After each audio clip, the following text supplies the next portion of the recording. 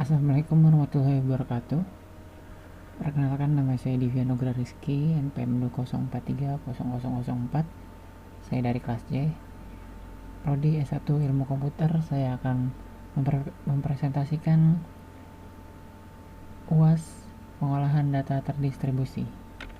Baik, kita mulai dari soal yang pertama. Teknik pengolahan data ada dua, yaitu sentralisasi dan desentralisasi. Berikan pengertian atau penjelasan dari keduanya dan berikan kelebihan dan kekurangannya. Baik, pengertian teknik pengolahan data sentralisasi dan desentralisasi. Teknik pengolahan data sentralisasi. Pengolahan data sentralisasi adalah suatu pengolahan data yang dilakukan oleh suatu bagian yang terpisah dalam struktur organisasi, yaitu bagian pengolahan data elektron dan di bawah kendali oleh pimpinan pusat. Teknik pengolahan data sentralisasi. Pengolahan data desentralisasi adalah pengolahan data yang dilakukan oleh bidang-bidang organisasi yang bersifat fungsional otonomi. Fungsi organisasi yang bersifat fungsional otonomi adalah akuntansi, keuangan, personalia, riset, dan pengembangan. Kelebihan dan kekurangan teknik pengolahan data sentralisasi. Kelebihan adalah penghematan khusus dalam pengadaan personalia dalam sistem sentralisasi. Dalam pengadaan personalia untuk pengolahan data difokuskan pada bagian pengolahan data elektronik. Masing-masing unit cukup dilengkapi dengan sebuah terminal yang digunakan untuk mengakses data dari server pusat. Penghematan karena meniadakan pengembangan sistem yang ganda. Dalam sistem sentralisasi, pengembangan sistem dapat dilakukan sekaligus oleh pengolahan data elektronik. Oleh karenanya, pengadaan sistem yang ganda dapat dihindari. Manfaat karena sentralisasi, pengembangan sistem dalam sentralisasi dilakukan oleh satu pihak saja, yaitu bagian pengolahan data sentralisasi. Hal ini akan memberikan keuntungan karena gaya desain sistem dan pengolahannya cenderung standar. Manfaat karena sistem yang seragam, adanya keuntungan yang standar akan memberikan keuntungan berupa keseragaman desain sistem. Kelebihan dan kekurangan teknik pengolahan data sentralisasi. Pengolahan data dilakukan oleh satu orang yang memungkinkan tingkat keefektifannya diragukan. Data-data yang ada dari berbagai unit itu dikelola oleh orang pusat yang mereka tidak mengetahui situasi dan kondisi tempat tersebut. Kecepatan dalam hasil pengolahan data mungkin terkendala. Dalam sistem ini, kemungkinan gaya dari pengolahan data cenderung standar sehingga sulit untuk kreatif. Kelebihan dan kekurangan teknik pengolahan data desentralisasi. Kelebihannya adalah pelayanan yang semakin baik karena kepekaan terhadap kondisi lokasi. Orang yang terlibat dalam pengolahan data bentuk desentralisasi adalah mereka yang paham dalam bidangnya. Hal ini akan mampu meningkatkan pelayanan semakin baik karena permasalahan yang dihadapi adalah permasalahan sehari-hari. Kebijakan desentralisasi dalam manajemen pada tingkat tinggi akan lebih cenderung memberi tugas dan wewenang serta tanggung jawab kepada bawahannya, termasuk di dalam pengolahan data. Kelangkaan yang sama di antara fungsi dan unit-unit organisasi yang mempersulit dalam standarisasi sistem. Pada dasarnya, setiap unit dalam organisasi jarang mempunyai kesamaan, baik dalam fungsi, peran, pekerjaan, dan lain-lain. Ini berarti tidak mungkin mengembangkan sistem yang seragam.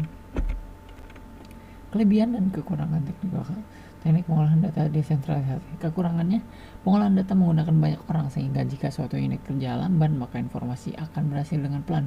Ada yang menimbulkan permasalahan atau kurang tanggung jawab pada pihak atasan yang selalu melempar tugas ke bawahan. Jika atasan memberi tugas ke bawahan yang kurang mengerti pada dan paham tentang tanggung jawabnya, maka tugas-tugas yang diberikan ke bawahannya yang punya bagian tadi tidak dapat diperoleh hasil yang memuaskan. 2. Sebutkan apa saja pengaruh distribusi pada suatu organisasi dan berikan kelebihan dan juga kekurangan pengolahan data terdistribusi. Baik, pengaruh distribusi pada suatu organisasi. Pengaruh distribusi pada suatu organisasi diantaranya meningkatkan kemampuan komputasi, meningkatkan kemampuan data storage, memungkinkan kerja lebih efisien, meningkatkan end user. Kelebihan dan kekurangan pengaruh distribusi pada suatu organisasi. Kelebihannya, pengawasan distribusi dan pengambilan data jika beberapa site yang berbeda dihubungkan. Seorang pemakai yang berada pada satu site dapat mengakses data pada site lain. Reliability and availability. Sistem distribusi dapat terus-menerus berfungsi. dan melengkapi kegagalan dari site sendiri atau mata rantai komunikasi antar site. Otonomi lokal pendistribusi sistem mengizinkan sekelompok individu dalam sebuah perusahaan untuk melatih pengawasan lokal melalui data mereka sendiri. Dengan kemampuan ini dapat mengurangi ketergantungan pada pusat pemrosesan. Efisiensi dan fleksibel data dalam sistem distribusi dapat disimpan dekat dengan titik aman di mana data tersebut dapat dipergunakan. Data dapat secara dinamik bergerak atau desain, atau salinannya dapat dihapus. Kekurangannya, pengaruh distribusi pada suatu organisasi. Tingginya kompleksitas juga dapat menyebabkan pembengkakan biaya. Perubahan dari pengolahan data terpusat menjadi terdistribusi juga menjadi masalah karena belum ada standar metodologi dalam konversi DBMS terpusat menjadi DBMS terdistribusi. Keamanan data yaitu bukan hanya satu sistem yang harus diberi proteksi keamanan data, melainkan juga fragmen-fragmen yang tersebar di berbagai lokasi, juga jalur komunikasi antar sistem. Kendala mempertahankan integritas karena dalam menjaga integritas sistem melalui jaringan juga dapat memakan resource yang besar dari jaringan. 3. Sistem pengolahan data terdistribusi ada dua, yaitu sistem yang terintegrasi dan sistem yang tidak terintegrasi. Berikan penjelasan dan juga pengertiannya dan berikan contohnya. Pengertian contoh sistem yang terintegrasi dan sistem yang tidak terintegrasi. Sistem pengolahan data terdistribusi yang terintegrasi suatu sistem terdistribusi yang dirancang secara terkoordinasi sehingga komponen-komponen yang terpisah menggunakan field dari data, struktur data, program, dan protokol yang umum yang dapat meningkatkan efektivitas atau mendukung evolusi sistem. Contoh sistem distribusi vaksin untuk virus corona. Ya. Pengertian sistem pengolahan data terdistribusi yang tidak terintegrasi yaitu sistem pengolahan data distribusi yang dirancang secara tidak teratur, teracak, atau tidak terkoordinasi. Contoh, bila penyaluran vaksin COVID-19 maka vaksin tidak akan tersalur dengan benar. Maka bisa saja sasaran, waktu penyaluran dan yang terlalu lama, dan hal lain yang menghambat penyaluran. 4. Sebutkan tujuan utama pengolahan data terdistribusi dan hal teknis yang diperlukan untuk mencapai tujuan. Baik, tujuan utama pengolahan data terdistribusi dan hal teknis yang diperlukan untuk mencapai tujuan. Tujuan utama pengolahan data terdistribusi otonomi lokal.